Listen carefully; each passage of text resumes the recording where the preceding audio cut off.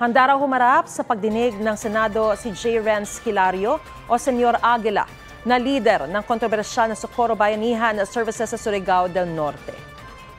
Oo, pupunta kami kahit wala kaming pera para malaman nila kung ano talaga yung nangyari, ano talaga yung buong komunidad, saktan yung buong organisasyon. Muli tinanggi ni Senyor Aguila ang mga alegasyong pang-aabuso sa mga menor de edad.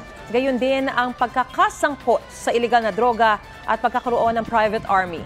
Bago ito ay kinuwento ng isang dating miyembro na meron silang Aguila Squad na sinasanay sa military training, hand-to-hand combat at paggamit ng mga patalim.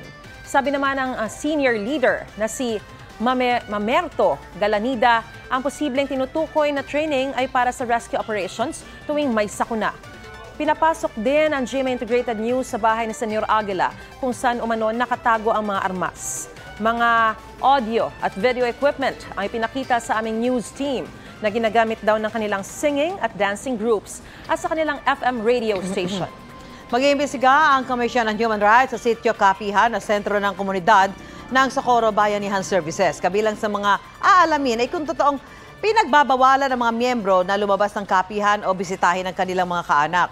Pinabulaanan naman niya ng ilang miyembro. Ang ilang magulang naghain ng writ of habeas corpus para mabawi ang kanilang mga anak na nasa kustudiyan ng lokal na pamahalaan at tumatayong testigo laban sa grupo.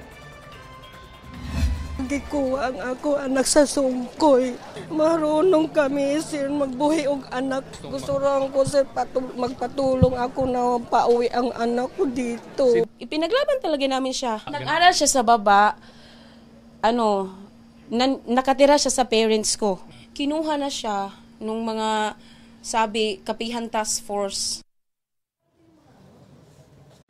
Mga kapuso, para una ka sa mga balita, mag-subscribe sa GMA Integrated News sa YouTube. Sa mga kapuso abroad, subaybayan niyo po kami sa GMA Pinoy TV at sa www.gmanews.tv.